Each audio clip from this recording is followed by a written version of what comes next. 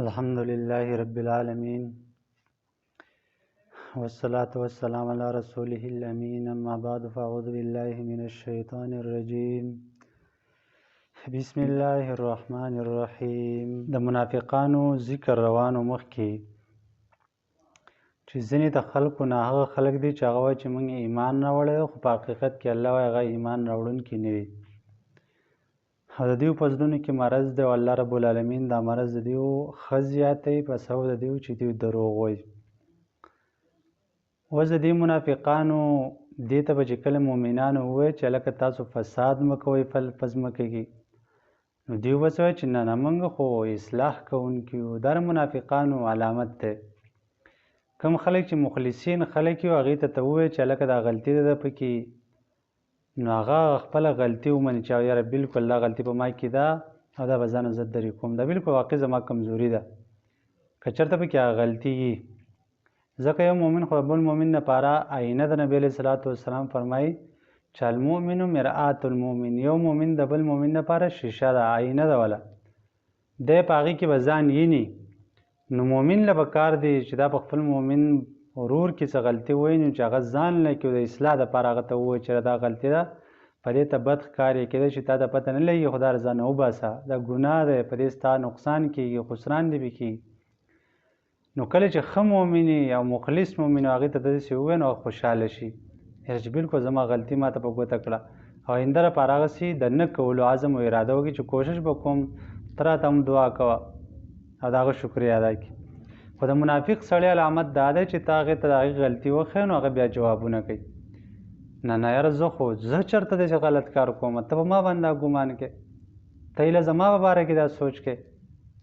نو داسې کې د منافقانو کار دی. دا څیز د ځانه ایستل پکار دی.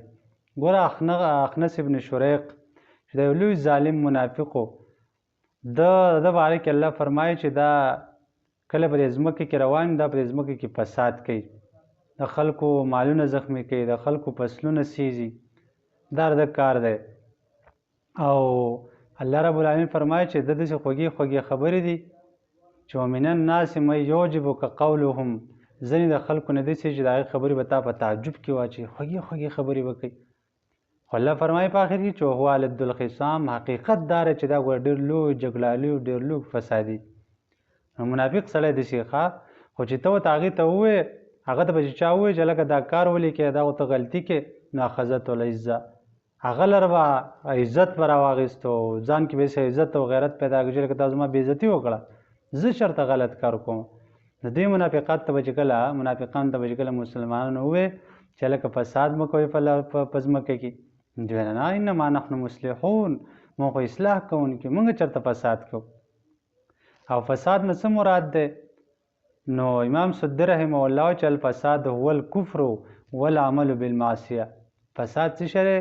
کفر ته مراد دی او عمل کول د ګناه، دغې ته ویل کېږي فساد. او دا خلک چې کوم دي نو علامه ابن جریر رحمه الله وایي چې فها اهل النفاق مفسدون فی الارض، چې دا منافقان خلک، دا نفاق والا منافقت والا خلک دا فساد کوونکي په ځمکه کې بمعصیة فیها ربهم، د وجې د ګناه نه دوی په خپل ګناه باندې چې دا نافرماني کوي د رب خپل.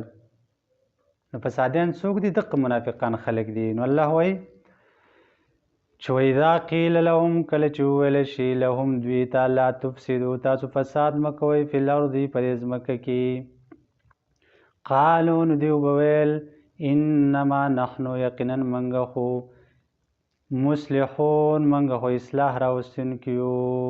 دوی به څه چې انما نریدو الاصلاح بین الفریقین من المؤمنین و اهل الکتاب، چې منګه خو دا د اهل کتابو سره هم چې کینو، د یهودو د نصاراو سره او د مؤمنانو خوا هم چې راځو، نو موږ خو اصل کې اصلاح راولو په مابین د دې دوو ډلو کې، چې یو طرف ته د مسلمانان دي مؤمنان دي او بل طرف ته اهل کتاب دي، موږ ستاسو په مابین کې جوړښت راوستل غواړو، موږ خو مصلحین، موږ خو جرګمان خلک یو. او په حقیقت کې دا چې کوم د لوی شیطانانو، د لوی منافقانو.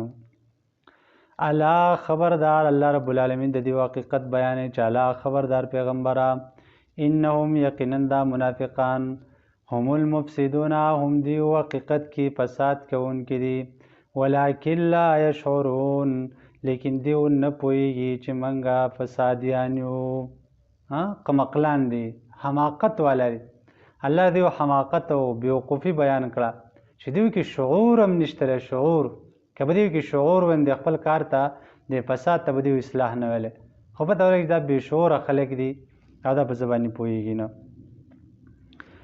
وإذا قیل لهم، او کله چې دوی ته وویلی شي دې منافقانو ته آمنو چې تاسو ایمان راوړئ کما آمن الناسو، لکه څنګه چې ایمان راوړلی د نورو خلکو. د دې الناس نه مراد صحابه دي، مؤمنان دي مراد دي. څنګه چې د مؤمنانو په الله ایمان راوړلی، په رسول ایمان راوړلی، په ملایکو ایمان راوړلی، په آخرت ایمان راوړلی، په کتابونو باندې، په تقدیر باندې، تاسو هم دقسې ایمان راوړئ. دې ته وجه خبره وکړه شوه. قالو نو دوی به ویل انؤمنو، آیا موږ ایمان راوړو کما آمن السفهاء، لکه څنګه چې ایمان راوړلی د کم عقلانو خلکو، د کمزورو خلکو، د ضعیفو خلکو. د صحابو باره کې به دوی دا خبرې کولې چې دا خو بېوقوف دی، نعوذ بالله من ذلک.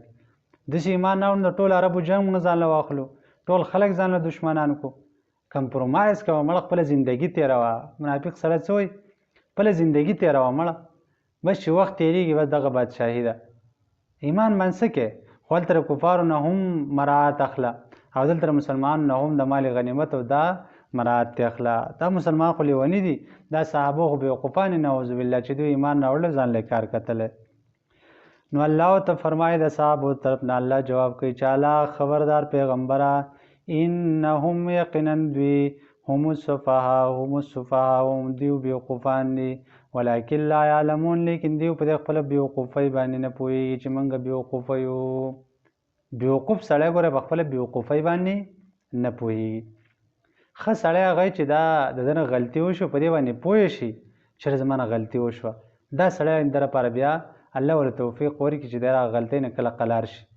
خو چې یو سړی خپلې غلطۍ ته غلطۍ نه وایي، په هغې باندې پوهېږي نه چې زه غلطي کوم، نو هغه به د غلطۍ نه څنګه قلار شي؟ چې وایي چې مونځ مې قضا کړه خو خفه پرې نه یم، خفه په دې یم چې خفه پرې نه یم. نو ستا نه مونځ قضا شو سړی پرې خفه وي، نو بیا به سړی د لپاره مونځ نه قضا کوي. خو چې یو سړی دی مونځ قضا کړو په هغې سره خفه هم نه دی، چېرې ما لا غلط کار وکړو، نو دا بیا لوی بېوقوف یو، دا د شیطانانو او دا د منافقانو علامت دی. د دې نه ځان ساتل پکار دی. نو الله رب العالمین دعا ده چې په دې موږ دې منافقت نه وساتي، زموږ په زړه کې خالص ایمان پیدا کړي. واخر دعوانا ان الحمد لله رب العالمین.